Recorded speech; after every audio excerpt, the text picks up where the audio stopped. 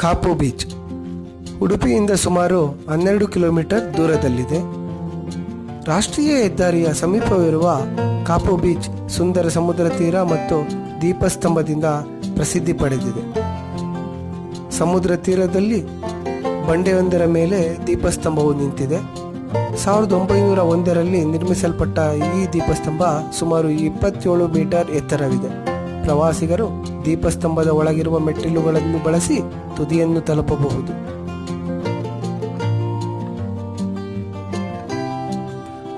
Home beach Gokarna. Home beach Gokarna Uttara Kannada ಜಿಲ್ಲೆಯಲ್ಲಿದೆ. Home beach ತನ್ನ ಆಕಾರದಿಂದಲೇ ಈ ಹೆಸರನ್ನು ಪಡೆದುಕೊಂಡಿದೆ. ಬಹುದೊಡ್ಡ ಗಾತ್ರದ ಮರಳಗುಡ್ಡೆಯು ಸಮುದ್ರವನ್ನು 2 ಭಾಗ ಮಾಡಿ ಹೋಮ್ ಆಕಾರವನ್ನು ಮೂಡಿಸಿರುವುದರಿಂದ ಈ ಬೀಚ್ಗೆ ಹೋಮ್ ಬೀಚ್ ಎಂಬ ಹೆಸರು ಬಂದಿದೆ. ಇಲ್ಲಿನ ಶುಭ್ರವಾದ ಸುವರ್ಣವರ್ಣದ ಮಣ್ಣು ಎಲ್ಲರನ್ನು ಮಂತ್ರಮುಗ್ಧರನ್ನಾಗಿಸುತ್ತದೆ. ಕುಡ್ಲಾ ಬೀಚ್. ಗೋಕರ್ಣದಿಂದ 6 ಕಿಲೋಮೀಟರ್ ದೂರದಲ್ಲಿದೆ ಈ ಕುಡ್ಲಾ ಬೀಚ್. ಇದು ತನ್ನ ಸ್ವಚ್ಛತೆಯಿಂದ ಎಲ್ಲರ ಗಮನ ಸೆಳೆಯುತ್ತದೆ. ಹೋಮ್ ಬೀಚ್ನಿಂದ ಕುಡ್ಲಾ ಬೀಚ್ಗೆ ಕಡಲ ಕಿನಾರೆಯಲ್ಲಿಯೇ ನಡೆದು ಹೋಗಬಹುದು.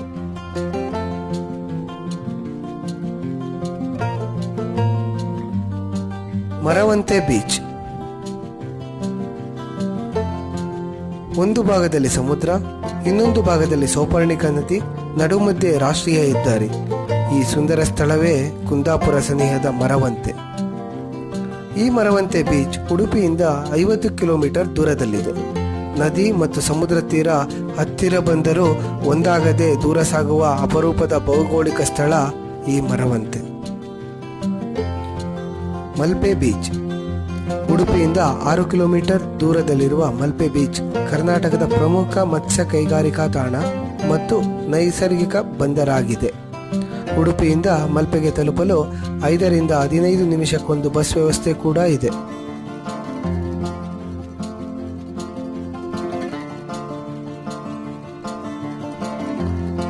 ಸೇಂಟ್ ಮೇರೀಸ್ ಐಲ್ಯಾಂಡ್ ಮಲ್ಪೆಯ ಪ್ರಮುಖ ಆಕರ್ಷಣೆ.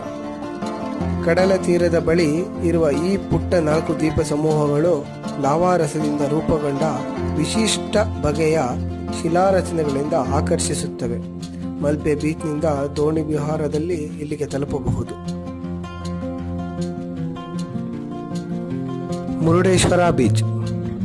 ಮುರುಡೇಶ್ವರ ಬೀಚ್ ಭಟ್ಕಳ ತಾಲೂಕಿನಲ್ಲಿದೆ.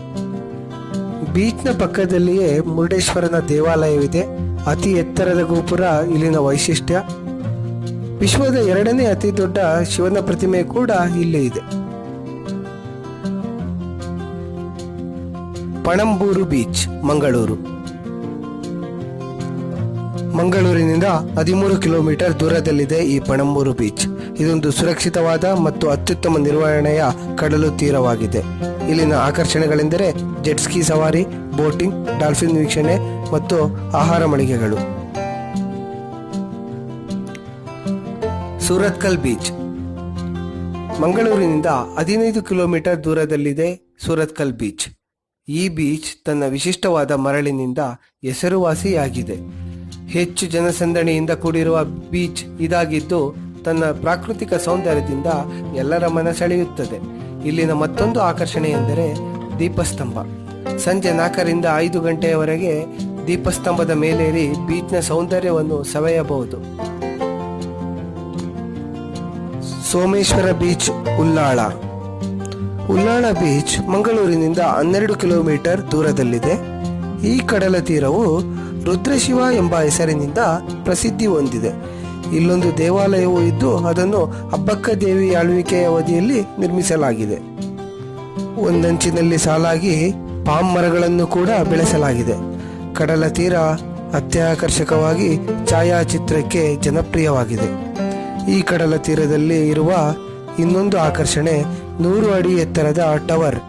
ಈ ಟವರ್ ಅನ್ನು ಹತ್ತಿ ನೋಡಿದಾಗ 11 ಕಿಲೋಮೀಟರ್ ದೂರವಿರುವ ಮಂಗಳೂರು ನಗರವು ಸ್ಪಷ್ಟವಾಗಿ ಗೋಚರಿಸುತ್ತದೆ. ಕಾರವಾರ ಬೀಚ್.